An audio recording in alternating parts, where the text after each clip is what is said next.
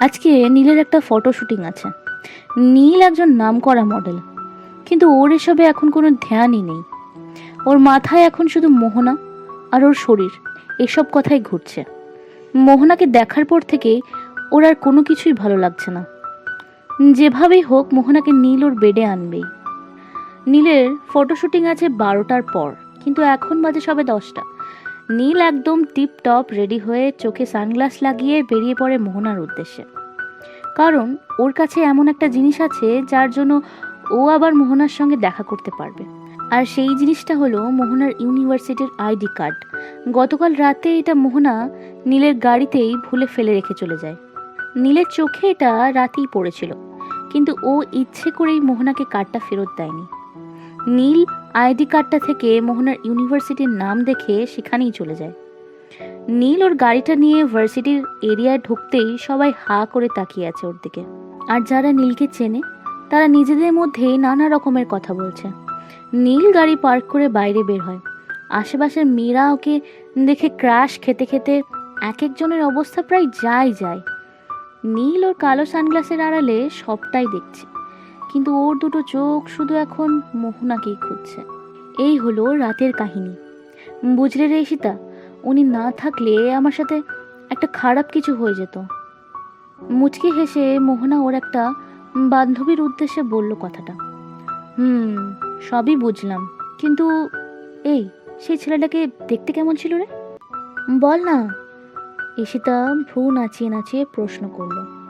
মোহনা ঈশিতার এক হাত জড়িয়ে ধরে হাঁটতে হাঁটতে বলে উঠল, আর বলিস না, আমি যখন প্রথম তাকে দেখি তখন আমি পুরো 440 ভোল্টের শক খাই। অসম্ভব হ্যান্ডসাম সে, স্টাইলি সিল্কি চুল, গালে হালকা চাপ দাড়ি, আর জানিস ওনার চোখ দুটো, উফ, আমি আর বলতে পারছি না। একেবারে আমার ড্রিম ম্যান, সেই রকম দেখতে ওনাকে। একদম ক্রাশ খাওয়ার মতো একজন, একদম প্রিন্স চার্মিং। মোহনা কালকে রাতের কথাগুলো মনে করতে করতে মিটিমিটি হাসতে লাগলো।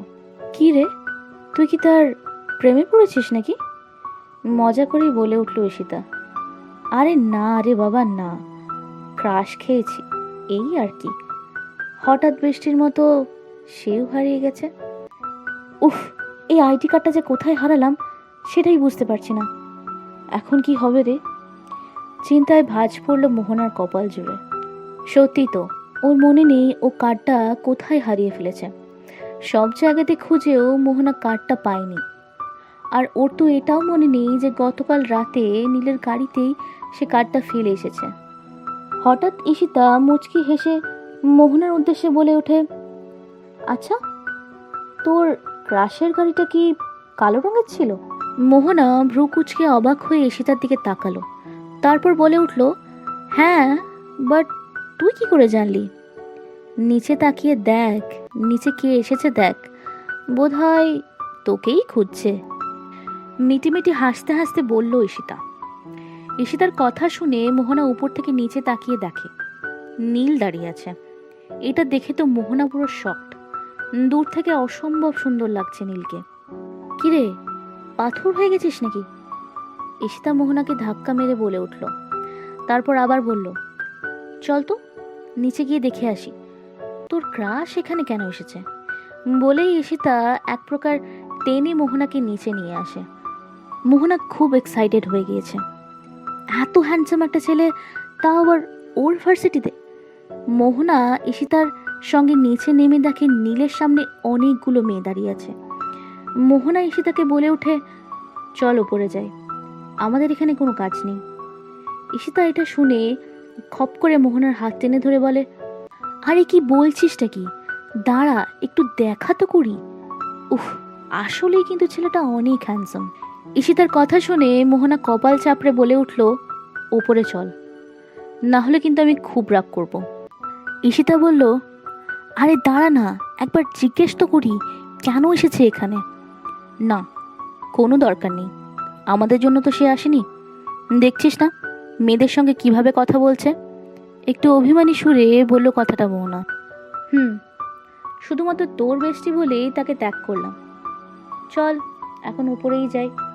ঈশিতা আর মোহনা যেই ঘুরে চলে যেতে যাবে, ওদের পেছন থেকে একটা পুরুষালী কণ্ঠ ভেসে আসে, মোহনা।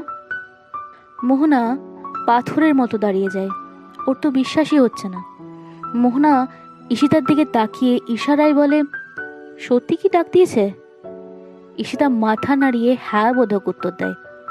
মোহনা আস্তে আস্তে ঘুরে তাকায়। এর মধ্যেই নীল এসে মোহনার কাছে দাঁড়ায়। নীল একদম মোহনার সামনে। ওরা দুজনেই একে অপরের চোখের দিকে তাকিয়ে আছে। নীলের ঠোঁটের কোণে আছে একটা মুচকি হাসি, আর মোহনার মুখে আছে বাকরুদ্ধতার ছাপ। মোহনাকে চুপ করে থাকতে দেখে নীল বলে ওঠে, আপনাকেই তো খুঁজছিলাম এতক্ষণ। যাক, অ্যাটলিস্ট পাওয়া তো গেল আপনাকে। মোহনা অবাক হয়ে নীলের দিকে তাকিয়ে প্রশ্ন করলো, আমাকে? আমাকে খুঁজছিলেন কেন? ওয়েট, এই যে এইটার জন্য। নীল আইডি কার্ডটা মোহনার দিকে এগিয়ে দিল। মোহনা অবাক হয়ে নীলের হাতের দিকে তাকিয়ে দেখে ওর আইডি কার্ডটা। মুহূর্তেই মোহনা খুব খুশি হয়ে যায়। ওর ঠোঁটের কোণের হাসিটা যেন আরও বেশি চওড়া হয়ে যায়। আইডি কার্ডটা নীলের হাত থেকে নিয়ে অবাক হয়ে মোহনা বলল, এটা এটা আপনি পেলেন কোথায়? আমার গাড়িতে কাল রাতে আপনি রেখে দিয়ে গেছিলেন, তাই নিয়ে আসলাম। মুচকি হেসে বলে উঠল নীল। ও, থ্যাংক ইউ সো মাচ। আপনি সত্যিই অনেক ভালো। আবারও আপনি আমার হেল্প করলেন। Thank you so much. Mohona আনন্দিত হয়ে কৃতজ্ঞতা প্রকাশ করলো নীলের কাছে। নীল মোহনার কথাটা শুনে খানিক হেসে বলে উঠল, থ্যাঙ্কস দিতে হবে না, হেল্প করতে আমার ভালোই লাগে। নীল এবারে মোহনার পাশে থাকা মেয়েটার দিকে তাকালো। সেটা দেখে মোহনা নীলের উদ্দেশ্যে বলে উঠল, এটা আমার বেস্টি ঈশিতা। আর ঈশিতা, উনি হলেন নীল চৌধুরী, যে আমাকে কাল রাতে হেল্প করেছিল। ঈশিতার দিকে তাকিয়ে পরিচয় করিয়ে দিল নীলের সঙ্গে। নীল মোহনার কথা শুনে মুচকি হেসে নিজের মনেই বলে উঠল, আমি বাঁচিয়েছি, আবার আমি তোমার সবটা কেড়ে নেব। যে নেশা তুমি লাগিয়েছো সেটা শোধ তো আমি নেবই, তাও সুধে আসলে। জাস্ট ওয়েট বেবি, তোমাকে আগে কিছুটা ইমপ্রেস করে নি, খালি তারপর দেখো এই নীল চৌধুরী কি জিনিস। ঈশিতা নীলের দিকে তাকিয়ে বলে ওঠে, থ্যাঙ্কস আমার বেস্টিকে বাঁচানোর জন্য। ওয়েলকাম। আপনাদের ক্লাস কি শেষ? সৌজন্যতা বজায় রেখে বলল নীল। ঈশিতা নীলকে উদ্দেশ্য করে বলল, আজ আমাদের ক্লাস নেই, স্যার আসেননি, তাই চলে যাব। ও, তাহলে চলুন, এক কাপ করে কফি হয়ে যাক। না করবেন না প্লিজ, আমার পক্ষ থেকে কিন্তু। মুচকি হাসি দিয়ে নীল মোহনা আর ঈশিতার উদ্দেশ্যে বলল। ঈশিতা বুঝতে পারে নীল যেহেতু মোহনাকে উদ্দেশ্য করেই বলছে, তাই ওদের একসাথেই পাঠানো উচিত। ঈশিতা কিছু একটা ভেবে উঠে বলে, ভাইয়া আমার তো একটু কাজ আছে, আমি যেতে পারবো না। আপনি বরং একটা কাজ করুন, আপনি মোহনাকে নিয়ে যান। আরে কি বলছিসটা কি তুই? তোকে ছাড়া আমি যাব নাকি? না না, আমিও তাহলে যাব না, মোহনা তড়িঘড়ি করে বলে উঠল। ঈশিতা মোহনার কথা শুনে কপাল চাপড়ে মোহনার কানে কানে বলে ওঠে, আরে বোকা, নীলদা তোকে ডেটে নিয়ে যেতে চাইছে, বুঝতে পারছিস না কেন? এইরকম হ্যান্ডসাম ছেলেদের সাথে ঘুরতে যাওয়া তো কত মেয়েদের স্বপ্ন। আর তুই কি না। এই, তুই চুপ কর তো, একদম একটাও কথা বলবি না। নীল মোহনাকে উদ্দেশ্য করে বলে ওঠে, আচ্ছা আপনারা কি যাবেন, নাকি কোনো সমস্যা আছে? মোহনা আর কি বা করবে, ও তো সত্যিই নীলের ওপর আগের থেকেই ক্রাশ খেয়ে বসে আছে। আর এইদিকে ঈশিতাও জোরাজোরি করছে। তাই শেষে লজ্জাসিক্ত কণ্ঠে মোহনা বলে ওঠে, ঠিক আছে চলুন তাহলে। নীল মোহনাকে নিয়ে যাওয়ার সময় ওর গাড়িতে বসায়, তাও আবার ওর পাশেই। সবাই তো হাঁ করে তাকিয়ে আছে। অনেক মেয়ে হিংসায় জ্বলে পড়ে যাচ্ছে। মোহনা সবই বুঝতে পারছে। নীল গাড়িতে বসতেই ওর ফোনটা বের করে কাকে যেন একটা কল করে বলল, আজকে সব ক্যান্সেল করে দাও, আমি বিজি আছি, আর একটা মেসেজ করে দিচ্ছি, সেটা যেন ঠিকঠাক মতো রেডি থাকে। মোহনা শুধু আর চোখে তাকিয়ে আছে নীলের দিকে। মেয়েটা আজকে লজ্জায় পুরো শেষ। নীল গাড়িটা স্টার্ট দিয়ে এগিয়ে চলল নিজের গন্তব্যস্থলের দিকে, আর বাঁকা একটা হাসি দিয়ে মনে মনে বলল, রেডি থাকো মোহনা, সুইটহার্ট, আজ তোমাকে একটা সারপ্রাইজ দেব, মিষ্টি একটা সারপ্রাইজ।